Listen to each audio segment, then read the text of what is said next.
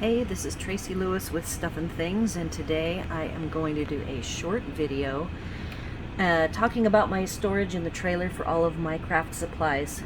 All of my craft supplies are in the top shelves of our living area. There's 3 banks of them, and we've lived in this trailer for 3 seasons. The first season we had it, 3 seasons, 3 years. The first year we had it, we did a round the US trip, from Washington State down to the Florida Keys and back again, and that was an 8-month trip. COVID then hit while we were home doing a rehab on one of our units, and so we ended up staying home for 2 years, and we are finally now back on the road, and we're in North Carolina heading down to Florida to research buying a property there, an RV lot somewhere there. And so I have been working on, before we even left, I cleaned out all of my cabinets and have now this giant box of products for sale that I've already sold quite a bit of, and eventually I will put some on, probably on a Facebook ISO group. But in the meantime, we also then moved to this very warm climate in North Carolina. It's July now, and we did not the first year do Reflectix, which is just a reflective silver bubble wrap that reflects heat.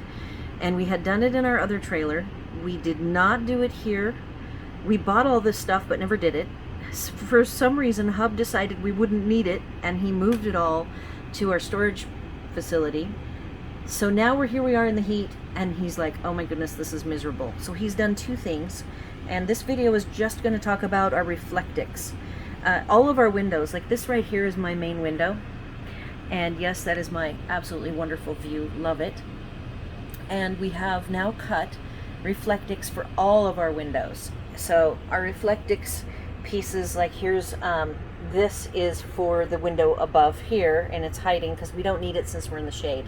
And we're not even needing my big window, but we do have it up in the 2 bedroom windows because the bedroom gets full sun till late afternoon. But what I did, since I had already cleaned everything out, is I decided I was going to do Reflectix in all the cabinets. And I did research that people living in these warm climates do put Reflectix in the cabinets, behind the fridge, in the shower skylight. So I want to share 2 things. First, to show you what the Reflectix looks like in my cabinetry, and so you can see how my storage now has expanded, and I have so much room now that I've cleaned all of my older stuff out. So this is the first cabinet, and this cabinet actually is left empty like this to be filled with everything that is currently on my desk. Right now I have 2.5 weeks left to finish 60 swaps for the North Carolina quarterly demonstrator meeting. So all of my supplies are out right now, so that's why this looks mostly empty, except for this little storage thing for the stapler and a couple of other little things. And then this black fabric is my Stampin' Up! Apron for when I do live events. This is all of my current products. You can see the Reflectix behind, keeping the heat out, and it's so much better in here temperature wise. We can keep it to 72, but we are in the shade. I don't think we could keep it to down to 72 if we weren't in the shade, because it is in the 80s and 90s here. The last couple of days have been pretty cool, but before that it was in the mid to high 90s. This is the messiest area. It holds some of my jar supplies, a couple of extra punches that don't fit in my bag. I gave myself a limitation for punches because they're so heavy, and as you can see, I've actually gone over by 3 punches, so no more punches for me. And these are tools in the bag, and then this is all my paper supplies, last year's catalog in the binder, some of the freebies that you get when you have a welcome kit. And I've had a couple of demonstrators who did sign up for the welcome kit who didn't want to actually be more than a hobby demo, so they've given me their supplies, and they're all in here kind of tight. Here's yet another. This is a 2-year-old catalog. This is last year's catalog. Someday I might pull all this stuff out and just resort it so it's hanging nicer. So that is this particular container or cabinet that holds all current stamping, stamp sets, dies, and inks, which are now over at my desk. All right, here's where I put layers of my cards from people, and this is from Libby, that's from Libby, and if Libby watches this, this is my first cat eye study that I did, and then I have behind it, if you haven't seen it yet, there's I think my fourth eye study of a cheetah. And no, I don't do these from scratch. I actually use, there is a group of really good colored pencil artists who do these real-time, full-length coloring projects. So where they do that takes them an hour, I go back and repeat and review things, and it takes me like 8 hours to do one of those little tiny cat eye prints. And those are done in colored pencils, professional artist grade ones. All right, so this cabinet was packed, and I have cleaned out. There's so much more room in here now. I actually had it full of a lot of empty cases. Notice there's 3 empty cases here, actually 2 empty cases, and that is filled with, I think it is filled with extra lengths of the cling material. And Libby was the recipient of a giant box of extra cases. This one's fairly full. It has, this holds some supplies and my labeler, and this holds all of my cards I've received from people. I just recently revamped that by cutting off all the back pieces and then wrote notes of who sent them. These are non-Stampin' Up! Supplies that I keep with me. I lost all of my supplies long ago, and so I don't own very many. A lot of them were either given to me by people, like from my mom. I might have bought a couple of replacement items that were extra special for me, and there's even, like I did flower forming, and one of them, it's actually covered, has some extra, all of the Stampin' Up! Die cases. I keep all of those for when I'm wanting to use them for storage. All right, so I've got one little case there that's got some supplies in it. This is vinyl, vinyl for using on my brother cutter to make labels, decals, I guess is what I'd call them. And that is something I did in a past life, and I still keep the supplies with me, and I've done a couple of little projects as people ask for them.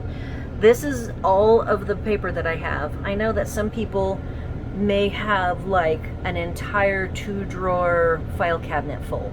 I just don't have that kind of storage, so this is all of it. And then I do have a different storage case that holds like 3 sheets in all colors. That's something that I can take traveling with me at any time. I don't have to come up here and pull sheets of them, so I do have a smaller travel amount of all 50 colors. Stampin' Up! Has 50 colors in total at any given time that are current. And then I've got back here, I did allow myself to keep, these are my forevers. This is every single stamp set and die set together that I am going to keep forever, of just the Stampin' Up! Brand.